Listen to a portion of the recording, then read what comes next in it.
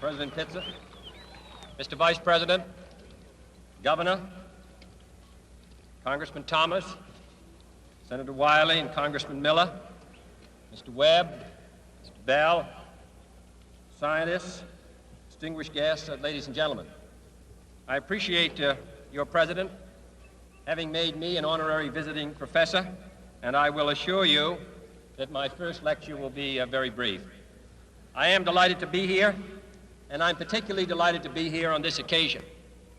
We meet at a college noted for knowledge, in a city noted for progress, in a state noted for strength, and we stand in need of all three. For we meet in an hour of change and challenge, in a decade of hope and fear, in an age of both knowledge and ignorance. The greater our knowledge increases, the greater our ignorance unfolds.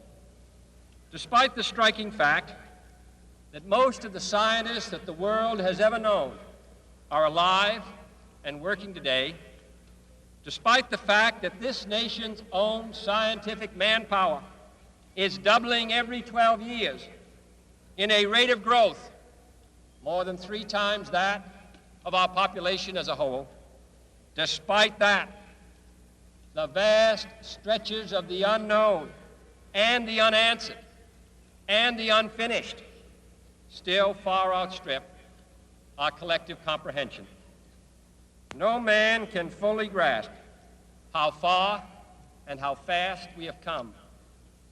But condense, if you will, the 50,000 years of man's recorded history in a time span of but a half a century. Stated in these terms, we know very little about the first 40 years, except at the end of them, advanced man had learned to use the skins of animals to cover them. Then about 10 years ago, under this standard, man emerged from his caves to construct other kinds of shelter. Only 5 years ago, man learned to write and use a cart with wheels. Christianity began less than 2 years ago. The printing press came this year. And then less than 2 months ago, during this whole 50-year span of human history, the steam engine provided a new source of power. Newton explored the meaning of gravity. Last month, electric lights and telephones and automobiles and airplanes became available. Only last week did we develop penicillin and television and nuclear power. And now, if America's new spacecraft succeeds in reaching Venus, we will have literally reached the stars before midnight tonight. This is a breathtaking pace, and such a pace cannot help but create new ills as it dispels old. New ignorance, new problems, new dangers. Surely the opening vistas of space promise high costs and hardships, as well as high reward.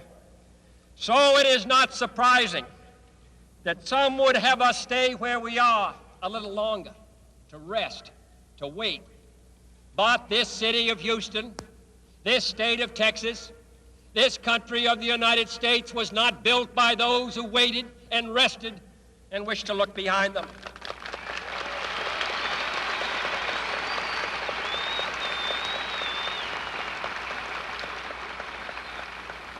This country was conquered by those who move forward, and so will space.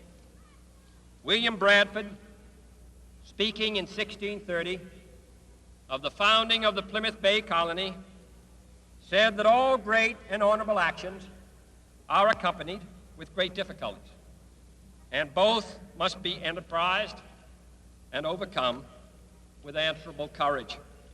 If this capsule history of our progress teaches us anything, it is that man in his quest for knowledge and progress is determined and cannot be deterred.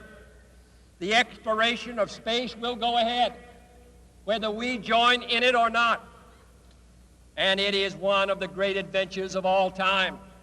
And no nation which expects to be the leader of other nations can expect to stay behind in this race for space. Those who came before us made certain that this country rode the first waves of the Industrial Revolution, the first waves of modern invention, and the first wave of nuclear power. And this generation does not intend to founder in the backwash of the coming age of space. We mean to be a part of it. We mean to lead it.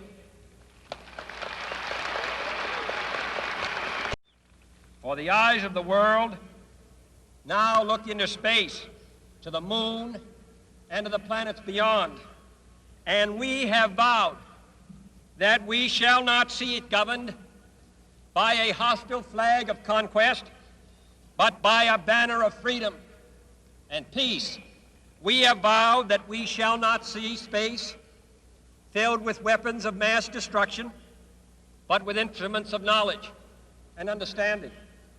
Yet the vows of this nation can only be fulfilled if we in this nation are first, and therefore we intend to be first.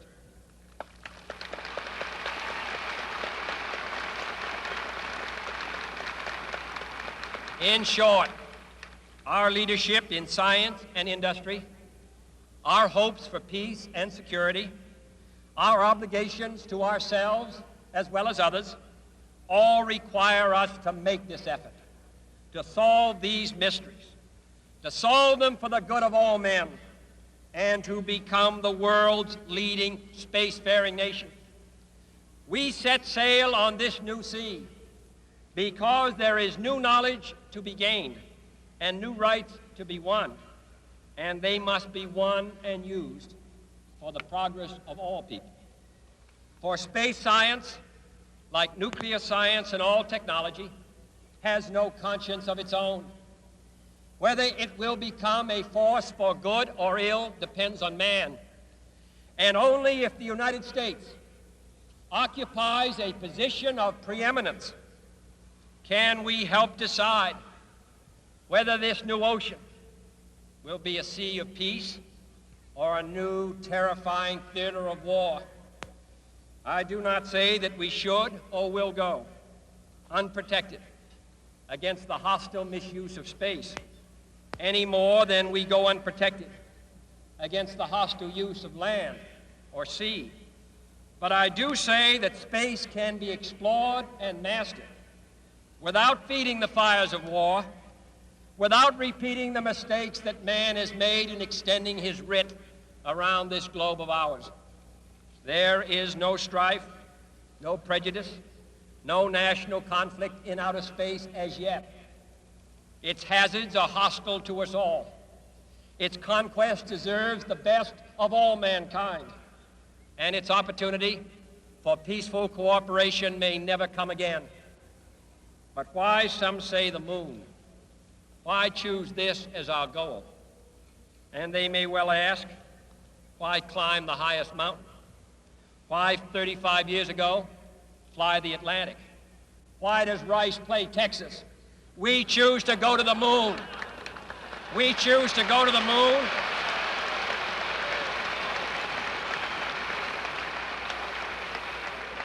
We choose to go to the moon in this decade and do the other things, not because they are easy, but because they are hard.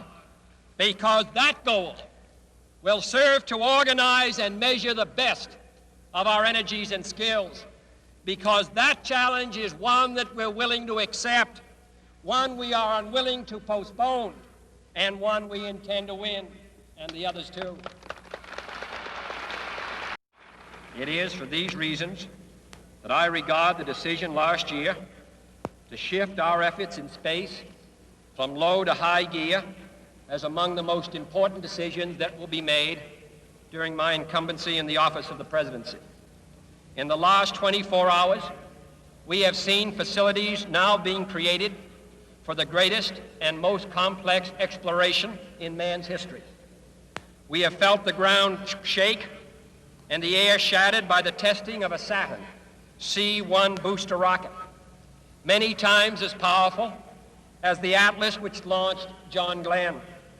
generating power equivalents to 10,000 automobiles with their accelerator on the floor. We have seen the site where 5 F-1 rocket engines, each one as powerful as all 8 engines of the Saturn combined, will be clustered together to make the advanced Saturn missile, assembled in a new building to be built at Cape Canaveral, as tall as a 48-story structure, as wide as a city block, and as long as 2 lengths of this field. Within these last 19 months, at least 45 satellites have circled the Earth. Some 40 of them were made in the United States of America, and they were far more sophisticated and supplied far more knowledge to the people of the world than those of the Soviet Union. The Mariner spacecraft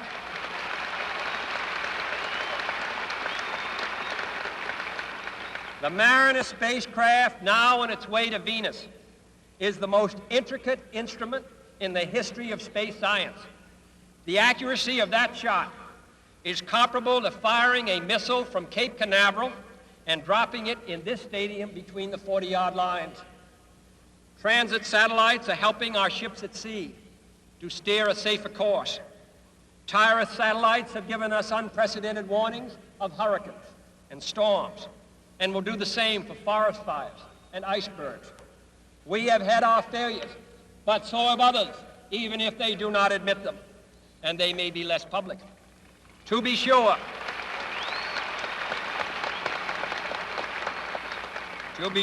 we are behind, and will be behind for some time, in manned flight.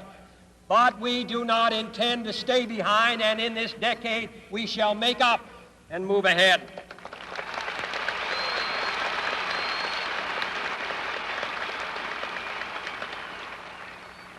The growth of our science and education will be enriched by new knowledge of our universe and environment, by new techniques of learning and mapping and observation, by new tools and computers for industry, medicine, and the home as well as the school. Technical institutions such as Rice will reap the harvest of these gains. And finally, the space effort itself, while still in its infancy, has already created a great number of new companies and tens and thousands of new jobs.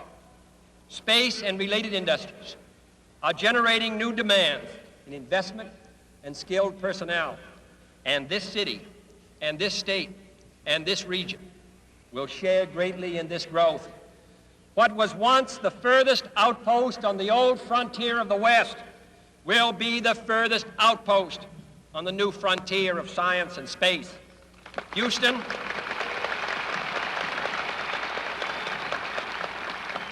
your city of Houston, with its manned spacecraft center, will become the heart of a large scientific and engineering community. During the next 5 years, the National Aeronautic and Space Administration expects to double the number of scientists and engineers in this area, to increase its outlays for salaries and expenses to $60 million a year, to invest some $200 million in plant and laboratory facilities, and to direct or contract for new space efforts over $1 billion from this center in this city. To be sure, all this costs us all a good deal of money. This year's space budget is 3 times what it was in January 1961, and it is greater than the space budget of the previous 8 years combined. That budget now stands at $5.4 billion a year, a staggering sum, though somewhat less than we pay for cigarettes and cigars every year. Space expenditures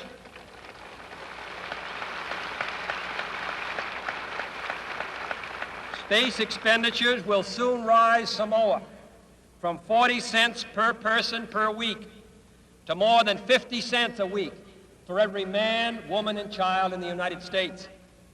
For we have given this program a high national priority, even though I realize that this is, in some measure, an act of faith and vision, for we do not now know what benefits await us.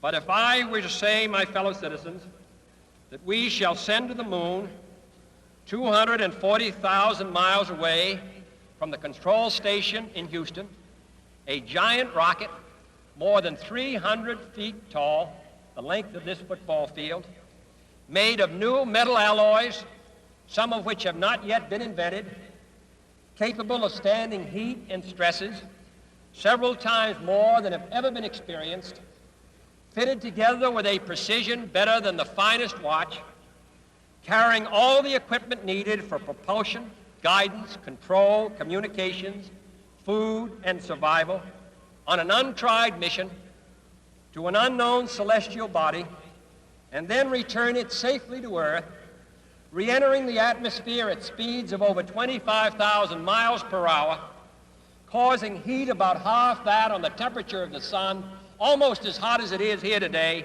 and do all this, and do it right, and do it first before this decade is out, then we must be bold.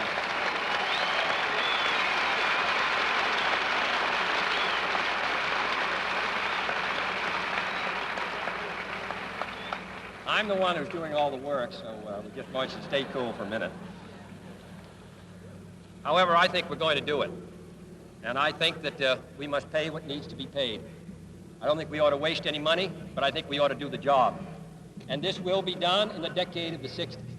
It may be done while some of you are still here at school at this college and university.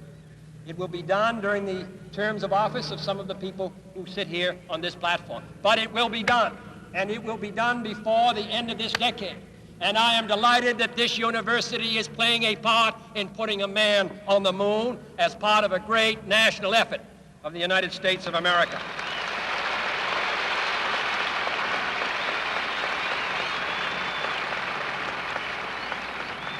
Many years ago, the great British explorer George Mallory, who was to die on Mount Everest, was asked why did he want to climb it. He said, because it is there. Well, space is there, and we're going to climb it. And the moon and the planets are there. And new hopes for knowledge and peace are there. And therefore, as we set sail, we ask God's blessing on the most hazardous and dangerous and greatest adventure on which man has ever embarked. Thank you.